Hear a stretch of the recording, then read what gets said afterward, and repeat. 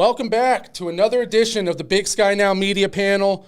We have Mark Nelke of the Coeur d'Alene Press, Fritz Neighbor of the Daily Interlake, and Ian Bivona of the Columbia Basin Herald has joined us once again. So happy to have you back, Ian. Thank you guys, as always, for taking the time, and thank you to everybody checking out the show for taking the time to check out the show. Hard to believe we're already entering the final week of the regular season of Big Sky football. It feels like it's flown by. Let's start this thing out with our performance of the week from last week. Let's just jump to Ian, get you back in the flow, and then we'll kind of go around and take it from there.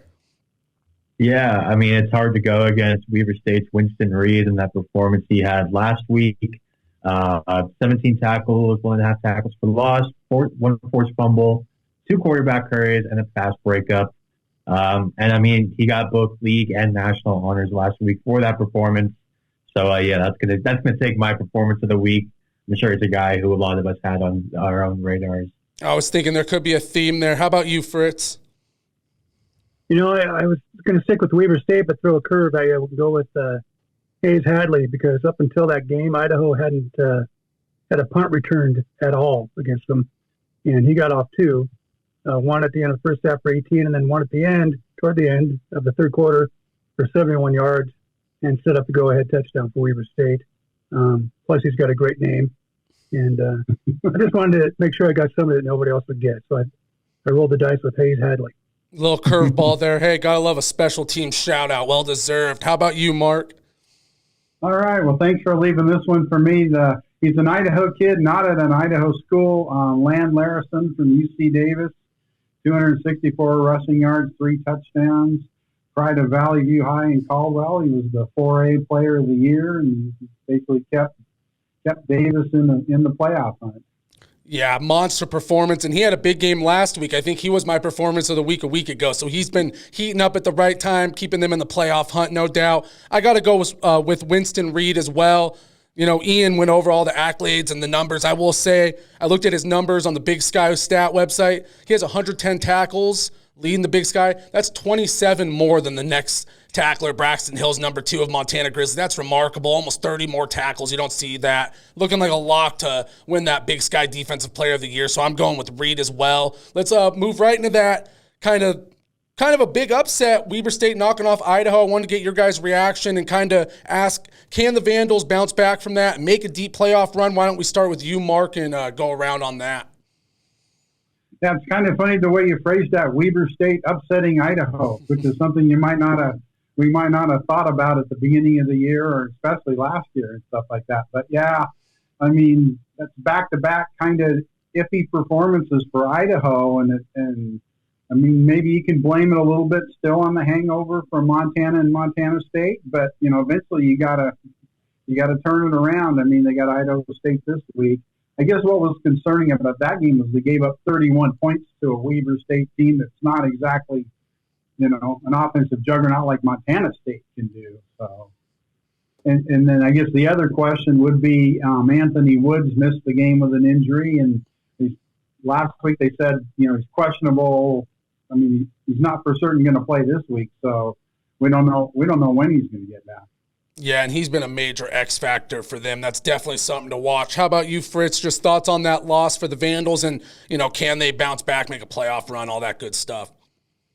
Yeah, you know, I was a little surprised that it was a tough loss on the road. They didn't drop below the top 8 in either poll, I don't believe, which puts them in line for a top 8 seed and a bye. And you know, a couple weeks from now, they could have Anthony Woods back and healthy. I think they'll get through into December before they get somebody who can really match up with them.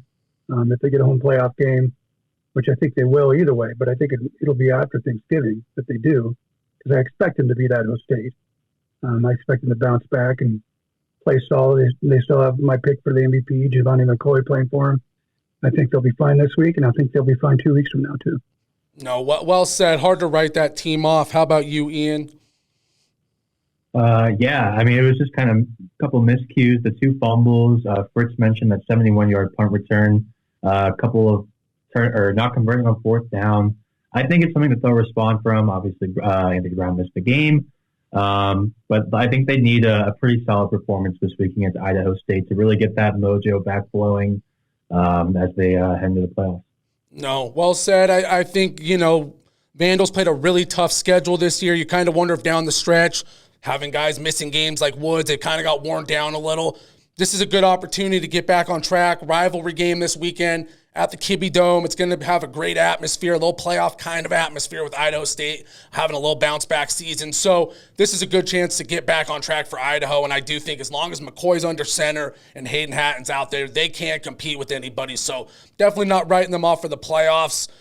We've talked before on the show, sometimes losses come at the right time. This is an opportunity to get on track for the postseason, kind of make up for those miscues. So I'm definitely not writing this team off. I did want to ask you guys, heading into the final weekend of the season, just what has been the biggest surprise in the Big Sky to you this year, or surprises? Why don't we start with Ian and go from there? Yeah, I guess it's looking at historical, it's not like the biggest surprise, but the way we were talking about Montana at the beginning of the season versus where we're talking about them now, obviously have a chance to win that Big Sky title.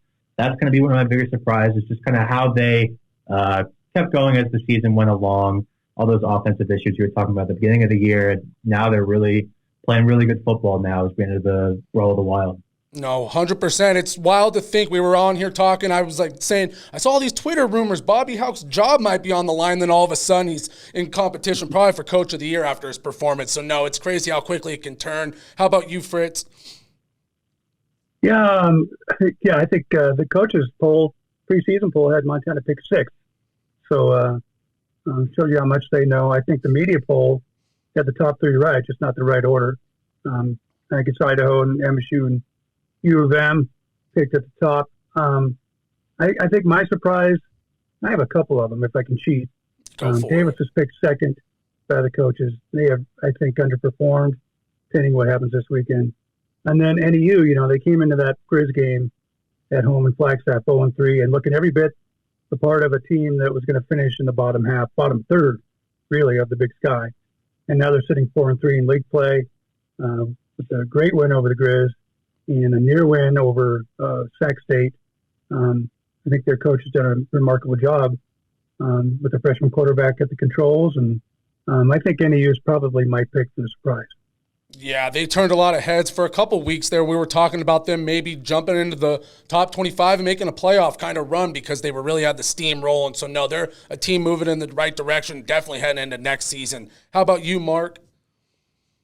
Yeah, I would kind of piggyback a little bit on Fritz, what he said. He's talking about NAU and even Portland State and Idaho State actually playing a little better than usual, at least, their standards and stuff like that. I guess my other surprise would be there was all this talk at the beginning of the season, how many playoff teams were going to come out of the Big Sky, and people were talking 5, 6, maybe 7 playoff quality teams, and really there's 3.5 or 3 3/4. I mean, Sac State's a playoff team too, but they're kind of a notch below Montana State, and Idaho. So maybe that's kind of my big surprise that the teams that should have been, Weber too, the teams that should have been more in the playoff hunt are not. Yeah, I'm right there with you. That was pretty much my big surprise. I thought we'd have 5 or 6 teams fighting at least for a playoff spot to end the year, and there's 3 teams at 4-3 and 4 teams at 3-4. So a lot of middle of the pack, a lot of beating each other up. It's been great for football fans because it's caused a lot of great games, a lot of competitive games. There's been some blowouts, but been a lot of great games. You even have Idaho State's epic comeback against Eastern Washington, stuff like that. So it's not been a traditional year, maybe not the traditional powers, but I agree it has surprised me how 3 teams really separated themselves. Sac State's fallen in the middle of the pack, and then really other than Northern Colorado and Cal Poly, it felt like at some point everyone had their moment of making a little run, and then they all just kind of beat each other up. So, no, it's been great for football fans, but I was surprised by that as well. I thought we'd be talking about 6. We even said 7 at one point teams could be playoff caliber. So, interesting stuff for sure. I did want to ask you guys, it's been an awesome year of QB play in the conference. This is one of those ones, no wrong answers, just kind of fun, but if you guys want to go around and rank your top 5 QBs in the Big Sky, why don't we start with you, Fritz, and we'll just go around. And like I said, really one of those no wrong answers kind of things, but with so much great QB play, might as well put it on display. Yeah, I mean, I was going through the list today, and it seems like everybody's got a good one. I got to go with Giovanni McCoy at the top. I mean, his numbers and his poise, and I just like the way the kid plays. And And then I went 2 and 3 with Chambers and Malott because, it's a 2-quarterback system. Neither one of them have enough attempts to get into passing efficiency ratings, but both of them would if either one had the attempts, which is 15 attempts a game. One might be there if he hadn't got hurt. Both of them have a rating that would by far lead the Big Sky. So that's my 2 and 3 if I can cheat there a little bit. And then number 4, same kind of thing. Clifton McDowell, since he took over after the NEU game, has really played well. Played better and better every week. Seems to make better decisions. Seems to get more accurate each week. And he's got a quarterback rating that's second only to Giovanni McCoy's right now. And the same thing. He's about, I think, 12 throws or 17 throws short of qualifying for under the NCAA statistics. And then 5, man, it was hard to pick. I guess I have to go with Vesperis from Eastern Washington. He's just put up great numbers. I think he's leading the league in total offense. He's another one in a long line of really prolific and really good Eastern quarterbacks. I wish they'd share the wealth. Seems like they always have one. And then, I just look and, Sam Heward's in this league. Miles Hastings, who I think was everybody's pick to be all Big Sky. He slumped a little bit, but he's still great, I think. And Jordan Cook at ISU has jumped onto the scene. The kid at NEU is pretty good. So it was a tough call, but that's my top 5. Idaho, the 2 kids from MSU, McDowell from U of M, and then Vesperis from Eastern. Yeah, a lot of depth. It's pretty unreal. You said it. It feels like everyone's got a good one right now. Definitely tough to narrow it down at the top. How about you, Ian? What's your top 5 looking like?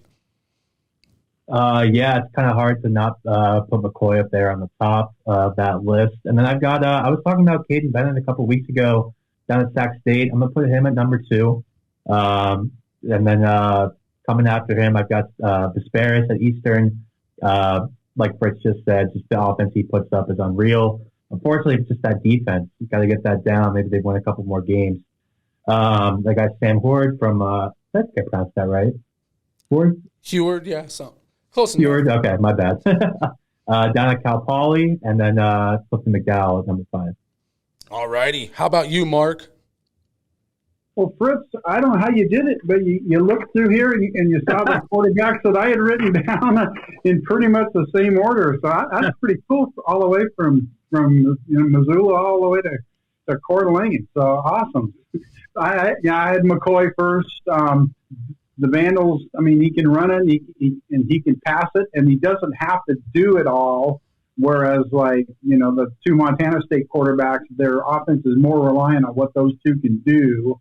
And they are obviously they're two Chambers and Malott are tied for second. And then I had McDowell as 4th, and then after that, I mean, those are kind of the only 4 I really watched a whole lot. I didn't get to see Vesperis because he didn't play against Idaho, but obviously he's a dangerous kid too. And then I'm going to get Sachere. Is that one? Did I get that right this time? Okay. Yep. And Hastings and stuff like that. And and Fritz nailed it. I mean, there's a lot of good quarterbacks in this league, so this was kind of a fun exercise to go through. Yeah, definitely. That's why I wanted to ask. I was looking through the list. I'm like, you could really go a million different ways on this one. I will say I got number 5, Vesperis, leading the league in passing. He did miss a game, and he's still leading the league. That's partially because that offense and the way they run it. But he's only a redshirt sophomore, room to grow. One of those names you're going to see around for a while. I actually got 4, Dante Sachere, Portland State. He's rushed for 500 yards and 7 scored. He's thrown for 15 touchdowns and only 5 picks. Portland State's a team where lost a couple tough games, got blown out a few times, but he's been the engine that makes that thing go. A little less depth than some of the top-tier teams, and he's been the centerpiece, no doubt about it. Number 3, now this is a little bit of a recency bias, I will say. I dropped McCoy to 3 here, but that's just based off the last few weeks. They've looked a little sluggish, not like the same team we saw early in the year. Based off pure passing ability, I think he's number 1. He's the best pure arm talent. But Chambers and Malott, I got them number 2 because of what they could do with their legs. And I'm kind of recency bias, I'll admit it. But I put Clifton McDowell 1 for the sake of they completely turned that season around when he took over. They were looking like an ugly offensive unit. We talked, it might have been me and Fritz, or it might have been on this show, but they're a team that's going to run the ball a lot, play defense, and that's how they'll win. All of a sudden, they're lighting it up on offense, and he really deserves all the credit, doing it with his arm and legs. That being said, number 2, I did have the Bobcats duo. They probably both could have made the list in the top 5 without being combined. I just thought, they're not necessarily doing it all on their own like McCoy or McDowell are. So, you can go a lot of different ways, but I think I was a little recency biased. But just the way McDowell turned the entire season around, and obviously Malott Chambers, just the dynamic aspect. McCoy, pure passer, top of the list. He doesn't do as much with his legs. He's great at extending plays, but he's not the biggest guy. He doesn't get out and run as much. Runs when he needs to more. So one of those lists, no wrong answers. I do feel like I maybe dropped McCoy a little lower than I should have, but fun, no doubt about it, like Mark said. Guys, we'll just kind of roll into it. Key games on the horizon for this weekend, last weekend of Big Sky regular season. We'll just jump into the Brawl, the Wild preview a little bit. It's going to be the Big Sky championship game, essentially. Winner gets the outright conference title. Who are your guys' winner in this one, and just kind of what are your predictions? Let's go to Fritz first, and we'll go around. No, I kind of want a little more time. I still think the Cats have the most talent in the league. They got to do it on the road one more time. They're not quite as good on the road, but I think I can pick them by point today. We'll see if I feel the same on Thursday. And, should be a whale of a game. 2 top 5 programs, number 3 versus number 4. Griz defense has vastly improved from a year ago at this time. I could change my mind in a couple of days. No, I hear you. They always say these are the type of games you kind of throw all the numbers out, throw all the stats out, and it's just going to go down on the field. It's going to be a slugfest. How about you, Ian? We were talking about this a little bit when we were talking about that Montana and Sacramento State game a couple weeks ago, where it's really just strength on strength with that run attack on both teams and that run defense on both teams. That being said, very selfishly, just because a couple weeks ago I said Montana was kind of my dark horse to come back and win the league, I'm going to pick Montana to win. But this is a game that I think it's going to be low scoring, kind of like a throughout the record books kind of game, maybe a field goal at the end, someone drops a ball, that kind of thing. It's going to be a very tight-knit game. Yeah, I'm right there with you. I'm thinking the same thing where it's going to come down to a few plays to decide that one. How about you, Mark? Yeah, Montana's got a great defense, but, Montana State, they are so explosive. I was kind of watching them play Eastern last week, and it was like, geez, that field was wide open. Their receivers were wide open. Their runners had, wide open lanes. Eastern looked like they were playing defense like it was an 8-man game, 8 on 11 and stuff like that. So Montana State's tough. I know it's at Missoula, but what is Montana State's won 4 of the last 5, something like that. So the home field doesn't really mean anything, And so Montana State's kind of the team now until Montana can beat them on a regular basis. Yeah, they always say you got to beat the champs to be the champs. You know what I mean? So no, I hear that. I'm giving the Grizzlies a slight edge in this one based off the home field advantage, and they have played in some real dogfights. I feel like the Bobcats, they have the ability to run away with this one. They have the offensive firepower, but they haven't won those slugfest kind of games this year. They've blown teams out, or they've lost the close ones. So that's why I give the Grizzlies a slight edge.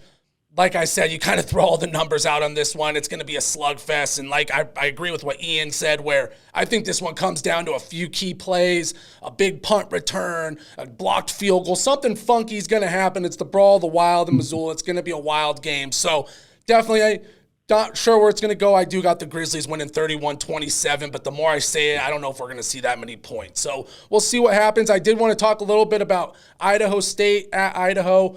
Can Idaho State catch the Vandals coming off a loss and make this one competitive? It's been a big comeback year for Idaho State, making this one a football game. Even, you don't want to say a moral victory, but if they can keep this one close, make it a dogfight, that would go a long way for the program. Mark, we'll start with you and just your thoughts on this game and what it means to these teams and all that. No, I don't think they're going to pull off the upset. Yeah.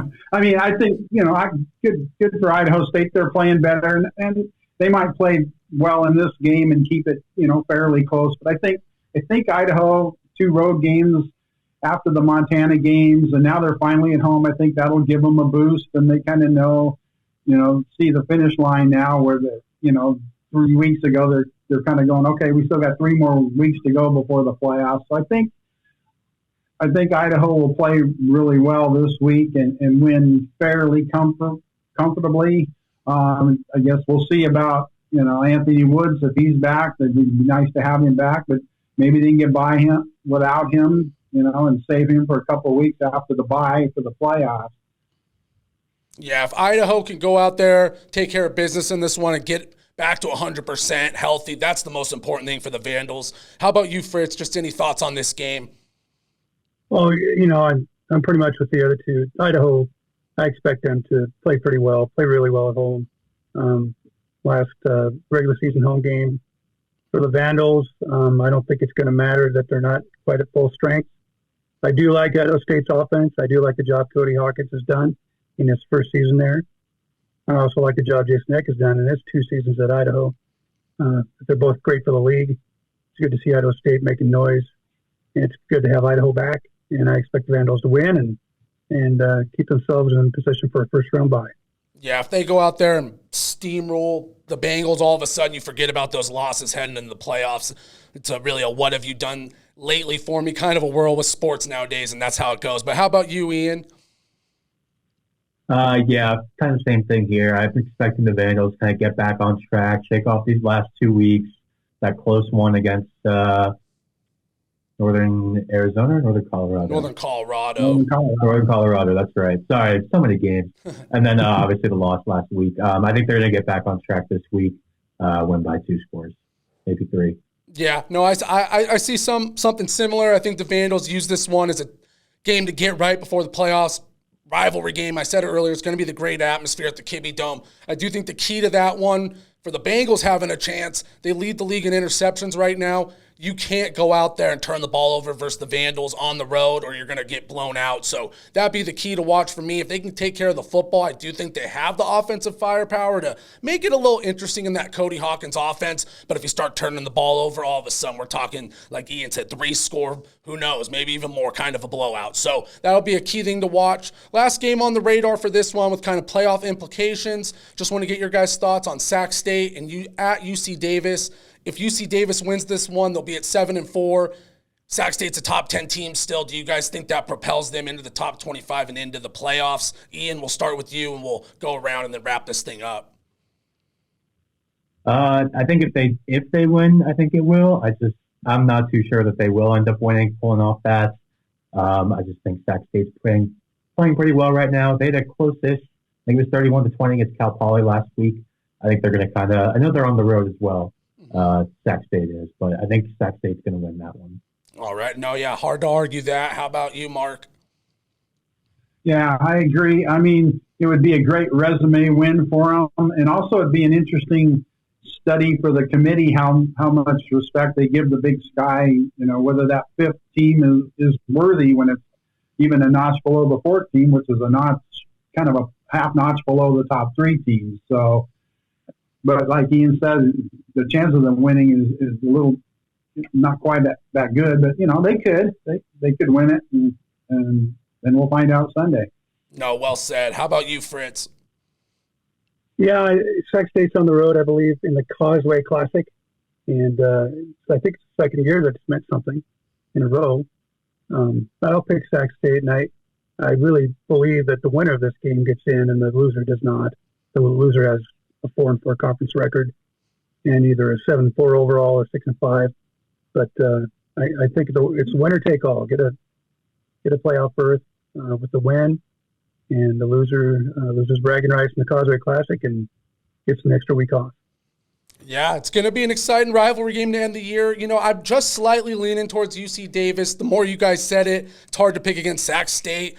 But Miles Hastings, a vet at QB. Dan Hawkins has been doing this. Sac State has a first-year QB. Caden Bennett is solid, but he's a first-year starter. So just leaning a little bit towards the experienced team at home. And it's just kind of a definition of how this year's gone, where you would have not expected at the beginning of the year that Sac State would need a win in your in situation to get in. If they lose, they might not even make the playoffs. So it's been a complete 360 for them. Just a wild year in the Big Sky. Just a good place to wrap it up. It's hard to believe, like I said, this is the last regular season show for us.